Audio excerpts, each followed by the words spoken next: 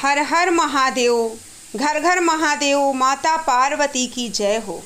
आज मैं आप लोगों को हाथी और 6 अंधे आदमी की बहुत ही सुंदर कहानी लेकर के आई हूँ। आप लोग इस कहानी को पूरी ज़रूर सुनिएगा। कहानी पसंद आए तो वीडियो को लाइक और चैनल को सब्सक्राइब ज़रूर कर लीजिएगा। आइए कहानी को शुरू करते हैं।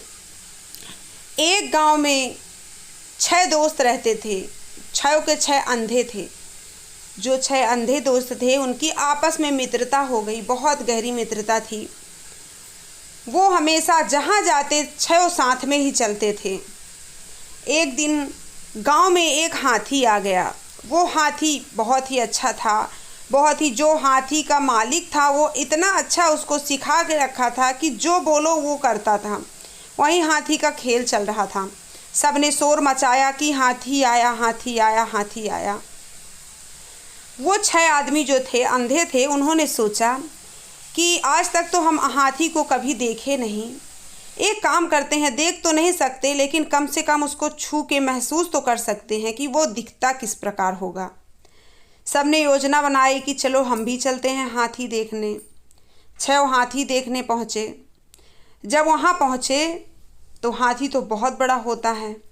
सब देखने लगे। कोई सूंड पकड़ रहा है तो महसूस कर रहा कि हाथी ऐसे ही होता होगा। कोई कान पकड़ रहा है तो वो महसूस कर रहा कि हाथी तो जैसे सूपे की तरह लग रहा है। कोई पैर पकड़ता है तो कहता है अरे हाथी तो खंभे की तरह है। कोई उसका पेट छूता है तो कहता है अरे हाथी तो दीवार की तरह है। सब ने अपनी अपनी एक अलग ही राय बना ली हाथी के प्रति लेकर के। अब खेल वाला तो चला गया हाथी लेकर के गांव से, लेकिन वो आपस में भिड़े जा रहे थे।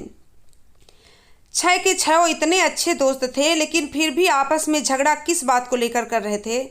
पहला कहता मैं सही हूँ, तुम गलत बोल रहे हो। दूसरा भी कहता अरे मैं सही हूँ, मैंने जो महसूस किया है वो मैं बता रहा हूँ। सब इसी चीज़ को लेकर लड़ रहे थे कि हम सही हैं, तुम गलत हो, जबकि ऐसा बिल्कुल भी नहीं था। 6 लड़ते लड़ते गुजर रहे थे वहाँ से, तो एक मंदिर में एक साधु महाराज बैठे हुए थे जो शिव जी की पूजा कर रहे थे। उन्होंने जब देखा कि 6 ये दोस्त अभी तो गए थे बहुत ही हंसते खेलते और वापस आ रहे हैं तो 6 के 6 लड़े भिड़े जा रहे हैं, तब उन्होंने उनको बुलाया और पंडित जी ने कहा कि क्या बात है, ऐसे क्यों झगड़ा कर रहे हो। तब सबने पंडित जी को सारी कहानी बताई। पंडित जी कहने लगे अरे मूर्खों, पहले ये सिचुएशन देखो कि सामने वाला भी सही हो सकता है, हम ही सही हमेशा नहीं हो सकते हैं।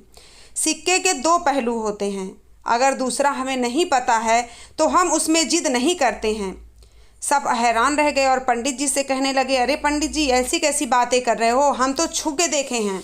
कोई कहता अरे हम तो देखे हैं हाथी एकदम दीवार की तरह होता है। कोई कहता नहीं नहीं मैं देखा हूँ हाथी खंभे की तरह होता है। कोई कुछ 6 लोग 6 तरह की बातें। पंडित जी उनको समझाने लगे देखो तुम सब की बातें एकदम सच है और तुम सच को लेकर के लड़ाई कर रहे हो, क्योंकि तुम देख नहीं सकते हो। जो पहला महसूस कर सकता है वो दूसरा नहीं कर सकता है, इसलिए तुम आपस में लड़ भिड़ रहे हो। लेकिन एक बात बताऊं कि हाथी ना तो दीवार की तरह है, ना ही खंभे की तरह है, ना ही उस कान की, ना ही वो सूपे की तरह है। हाथी एक बहुत बड़ा जीव जंतु है, जानवर है, जो सब जैसे तुम लोगों ने महसूस किया है वो उसी प्रकार है। उसका बड़ा सा पेट है दीवार की तरह, उसके जो पैर हाथ हैं वो खंभे की तरह, उसकी सूंड जो है वो पाइप की तरह है, उसके कान जो हैं वो सूपे की तरह हैं, उसकी पूंछ जो है वो झाड़ू की तरह है। इसलिए तुम्हें ऐसा महसूस हो रहा है। इसलिए आपस में लड़ना बंद करो और एक दूसरे को समझने की कोशिश करो कि अगर सामने वाला कह रहा है तो हमेशा सामने वाला ही गलत नहीं होता है। आपस में सब हैरान रह गए और एक दूसरे का हाथ पकड़कर माफ़ी मांगने लगे और कहने लगे देखो हम तो अच्छे दोस्त थे और आज हम ही आपस में लड़ने भिड़ने लग गए। इसलिए कहते हैं कि कभी हमेशा अपनी ही जिद पर नहीं अड़े रहना चाहिए, सामने वाले का भी पूरा ध्यान रखना चाहिए, उसका सुनना चाहिए, उसको समझना चाहिए। पंडित जी ने इतने अच्छे से उनको समझा दिया कि उनकी दोस्ती बरकरार रह गई और वो हमेशा अपने घर चले गए और हमेशा उनकी दोस्ती बनी रह गई। तो ये थी मेरी आज की कहानी। उम्मीद करती हूँ पसंद आई होगी। पसंद आई हो तो वीडियो को लाइक और चैनल को सब्सक्राइब जरूर कर लीजिएगा।